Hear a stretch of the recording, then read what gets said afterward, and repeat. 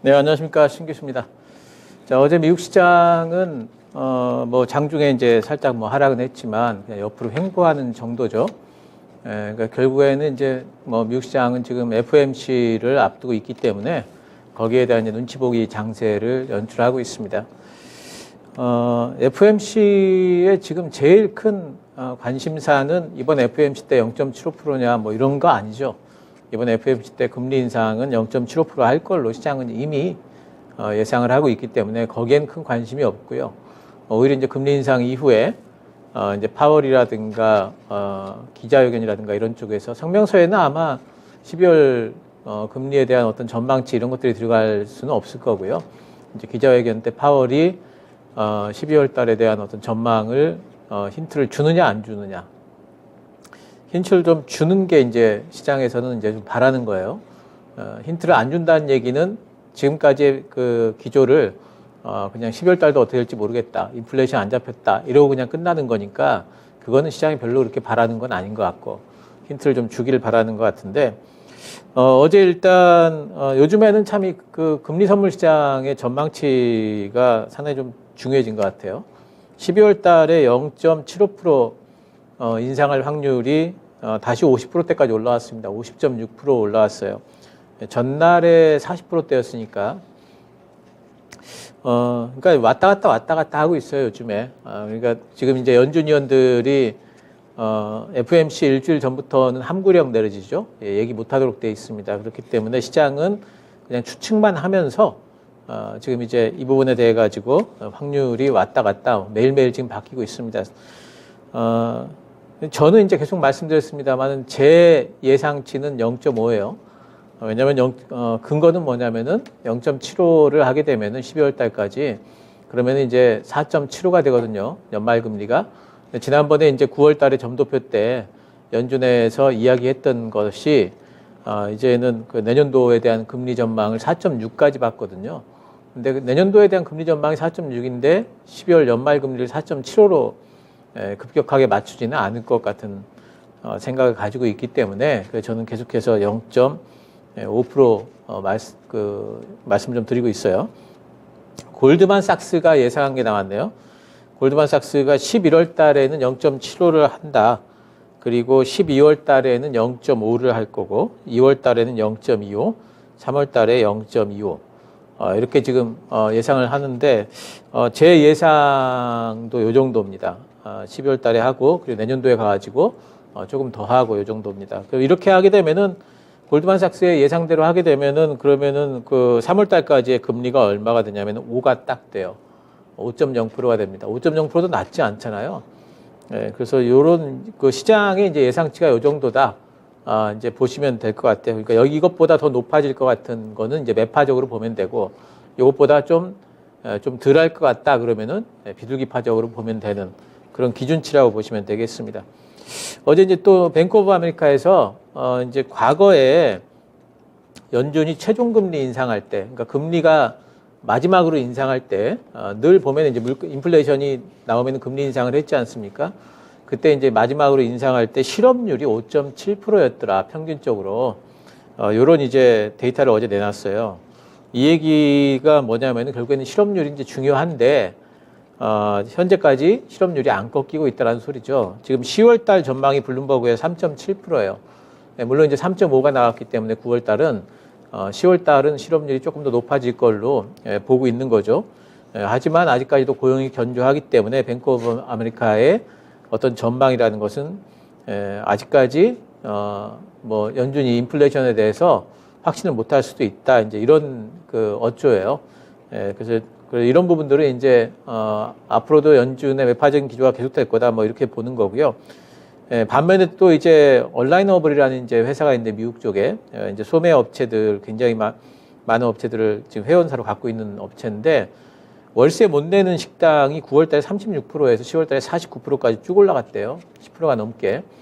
그래서 그쪽에 있는 조사업체의 관계자들은 이 정도면 경기 침체가 거의 온다라고 이제 보고 있는 정도입니다. 그러니까 지금 고용이 아직까지 튼튼하기 때문에 연준 쪽에서 섣부르게 금리 완화를 못한다는 쪽과 그리고 경기 침체가 가능성이 계속 커지고 있기 때문에 연준이 이제는 금리 인상 속도 조절을 좀 해야 된다는 측, 이렇게 아직까지도 팽팽한 것 같습니다.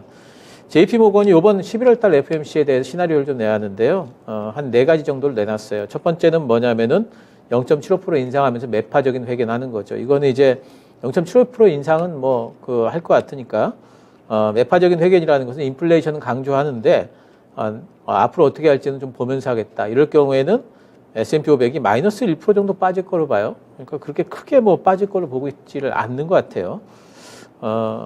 그 영향이 없다라고 이제 보는 것 같고요.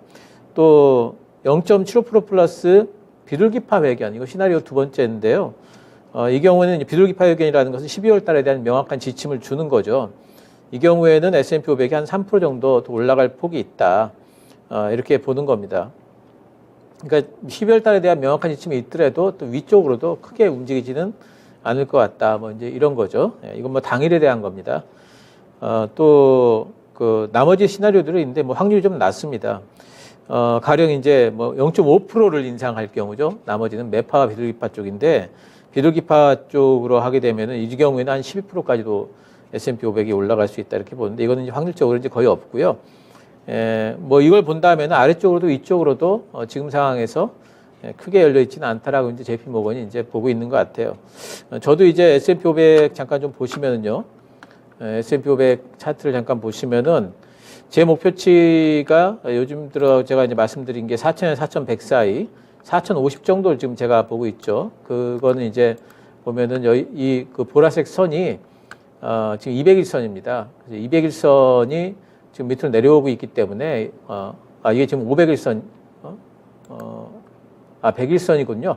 200일선 맞습니다. 죄송합니다. 200일선이기 때문에 이 200일선의 다음에는 지난번에도 이제 조정을 받았기 때문에 이번에도 그 정도까지 움직이지 않을까 하는 이제 그런 부분이에요. 그래서 이번에 올라가게 되면은 이 정도까지 뭐 갔다가 또 다시 조정받고 아마 이런 정도로 예상을 지금 저는 하고 있고요. 이게 이제 제일 좋은 시나리오입니다. 4,080 정도 가는 게 이게 이제 제일 그 좋은 정도의 시나리오가 되겠습니다. 그래서 아마 오늘 내일은 시장이 이제 눈치 보기가 계속 지속될 거고요. 우리 시장도 마찬가지고 미국 시장도 마찬가지고. 그래서 FOMC 확인 이후에 우리는 뭘 하는 게 좋고요. 그때까지는 좀 관망하시는 게 좋습니다. 제가 뭐 말씀드리는 섹터, 계속 눈여겨볼 섹터는 2차 전지 1순위고요.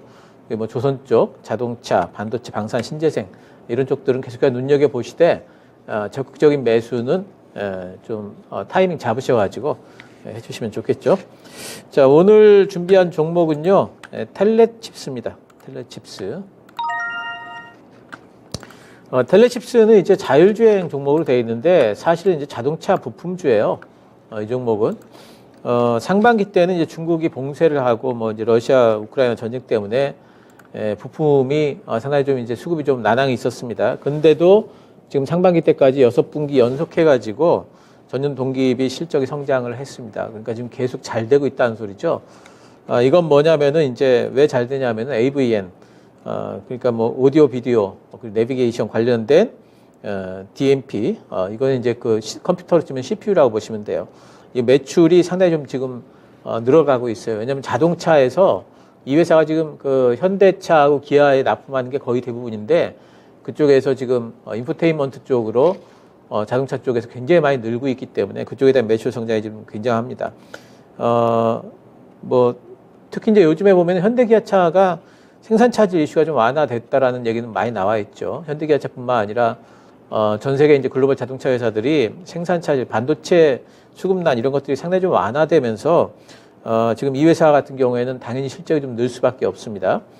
자동차 회사들의 경기 침체와 관련된 수요 부진, 그건 사실은 이런 부품 회사들하고는 지금은 크게 관계 없는 것이 지금 이런 그 부품 회사들 같은 경우에는 오히려 생산 차질 때문에 그동안 납품이 좀 안 됐던 부분이 생산 차질이 완화되는 부분 때문에 납품되는 이것이 이 부분에서 늘어나는 폭이 경기 침체 때문에 자동차 수요가 줄어드는 폭보다 훨씬 커요.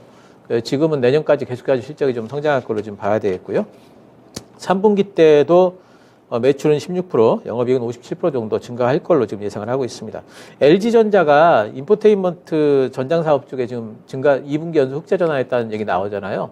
그 인포테인먼트 사업 관련된 부품들이 많이 납품이 됐는데 결국에는 이게 뭐냐면은 이 회사도 똑같이 실적 성장이 됐을 걸로 지금 분명히 예상을 할 수가 있겠죠. 3분기 때 실적이 잘 나올 걸로 그런 실적 가시성이 상당히 좀 증가했다 보고 있습니다. 자, 차트 보시면은 자동차들 빠지면서 지금 금가는 계속 빠졌는데요. 이제는 실적 발표와 함께 반등이 나오지 않을까 생각이 좀 되고요. 매수 시가 2% 이내 뭐 가능하겠습니다. 거의 바닥권이라서 목표가는 일단은 121선 부근 15,000원 좀 짧게 보도록 하고요. 손절가는 11,500원 이번에 나왔던 저점 부근입니다. 이렇게 잡도록 하겠습니다. 자, 뭐 시장 뭐 FMC 얼마 안 남았으니까요. 한번 지켜보도록 하죠.